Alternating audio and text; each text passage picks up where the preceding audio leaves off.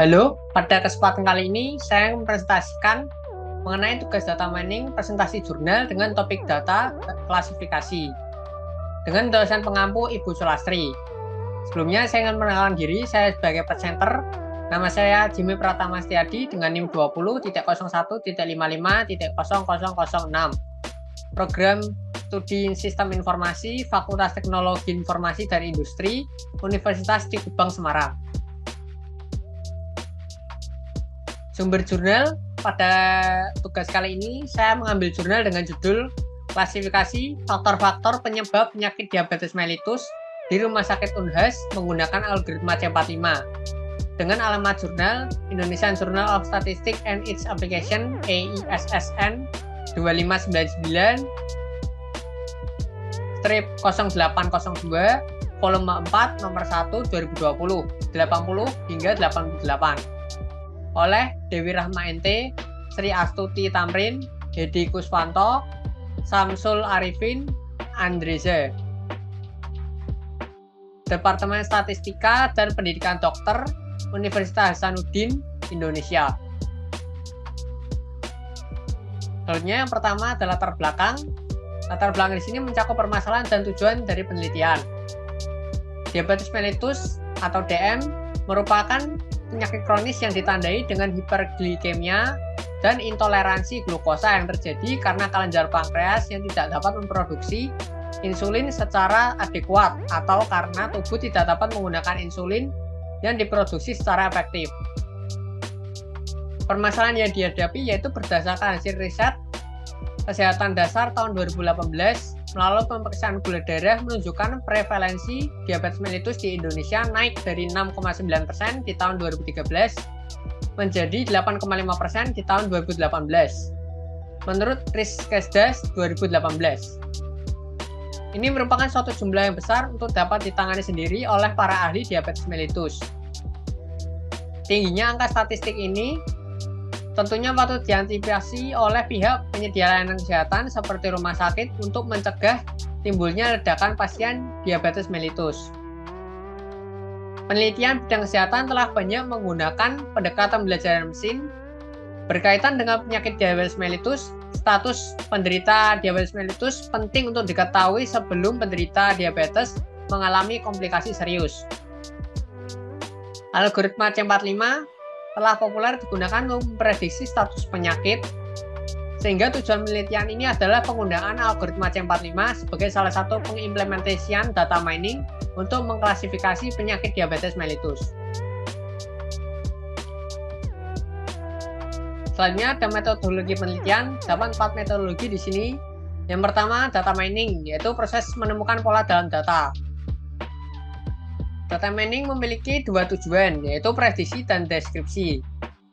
Prediksi melibatkan penggunaan beberapa atribut dalam dataset untuk memprediksi nilai yang tidak diketahui dari atribut lain yang relevan. Sementara itu, deskripsi melibatkan penemuan pola dan tren dalam suatu data. Dengan bantuan teknik data mining, dapat diketahui pola suatu penyakit berdasarkan data yang sudah ada seperti nama pasien, usia, jenis kelamin, dan lainnya, yang akan memudahkan proses klasifikasi penyakit. Yang kedua adalah klasifikasi, yaitu proses menemukan kriteria yang sama pada himpunan objek di dalam sebuah basis data, lalu mengklasifikasikannya ke dalam kelas-kelas yang berbeda menurut model klasifikasi yang ditetapkan. Tujuan dari klasifikasi adalah untuk menemukan model dari data latih yang akan membedakan atribut ke dalam kategori atau kelas yang sesuai model. Yang ketiga ada decision tree, yaitu sebuah metode yang digunakan dalam pengklasifikasian dan prediksi. Decision tree atau pohon keputusan. Data dalam pohon keputusan biasanya dinyatakan dalam bentuk tabel dengan atribut dan record. Atribut menyatakan suatu parameter yang dibuat sebagai kriteria dalam pembuatan pohon. Lalu yang keempat ada algoritma C45. Algoritma C45 adalah algoritma dengan konsep mengubah data menjadi pohon keputusan dan aturan-aturan keputusan atau yang disebut dengan rule. Algoritma C45 membangun pohon keputusan terdapat 4 langkah. Yang pertama, memilih atribut sebagai akar. dengan berdasarkan nilai gain tertinggi. Yang kedua, membuat cabang pada masing-masing nilai. Yang ketiga, membagi kasus dalam cabang. Yang keempat, mengulangi proses dalam cabang sampai semua kasus dalam cabang memiliki kelas yang sama. Lalu selanjutnya pembahasan.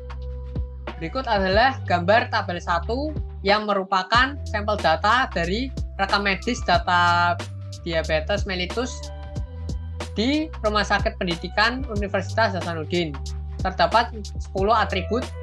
Yang pertama, jenis kelamin, usia, berat badan, tinggi badan, GDP, HDL, LDL, kolesterol total, trigliserida, dan hasil.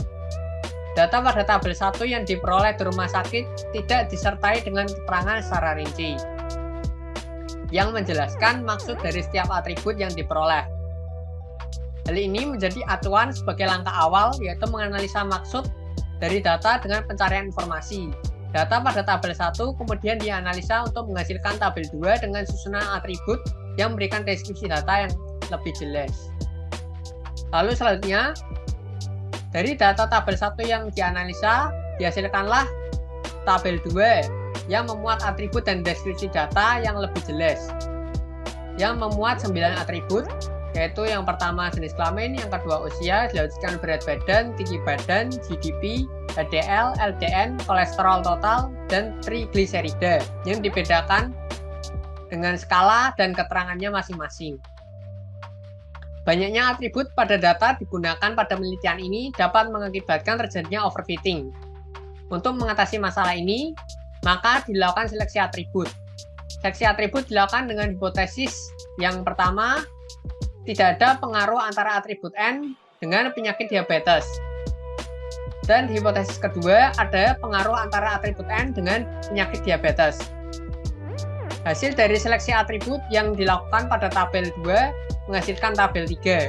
Dari tabel 3 dapat dilihat bahwa terdapat 7 atribut yang berpengaruh, yaitu umur, berat badan, tinggi badan, GDP, LDL, kolesterol total, dan trigliserida. Hasil yang didapat pada tabel 3 akan dijadikan acuan dalam penerapan algoritma C45. Lalu selanjutnya penerapan algoritma C45. Penerapan algoritma C45 dilakukan dengan menggunakan model decision tree atau pohon keputusan. Pada penelitian ini dilakukan dengan membagi data latih dan data uji menggunakan validasi silang lipat 10. Lalu selanjutnya penerapan algoritma C45. Penerapan algoritma C45 dilakukan dengan menggunakan model decision tree atau pohon keputusan. Pada penelitian ini dilakukan dengan membagi data latih dan data uji menggunakan validasi silang lipat 10. Berikut adalah gambar 1 yang menunjukkan model pohon keputusan yang terbentuk dari data diabetes mellitus. Dari gambar 1 dapat ditemukan beberapa rule, yaitu jika GDP lebih besar dari 126 mg, maka seseorang positif berpeluang mengidap diabetes. Yang kedua, jika GDP lebih kecil dari 126 dan kolesterol LDL lebih besar dari 110, maka seseorang positif berpeluang mengidap diabetes. Yang ketiga, jika kolesterol LDL lebih kecil dari 110 dan GDP lebih kecil dari 101, maka seseorang negatif berpeluang mengidap diabetes. Yang keempat, jika kolesterol LDL lebih kecil dari 110 dan GDP berada di antara 101 hingga 126 dengan usia lebih kecil dari 61 tahun, maka peluang seseorang akan menderita diabetes itu kecil.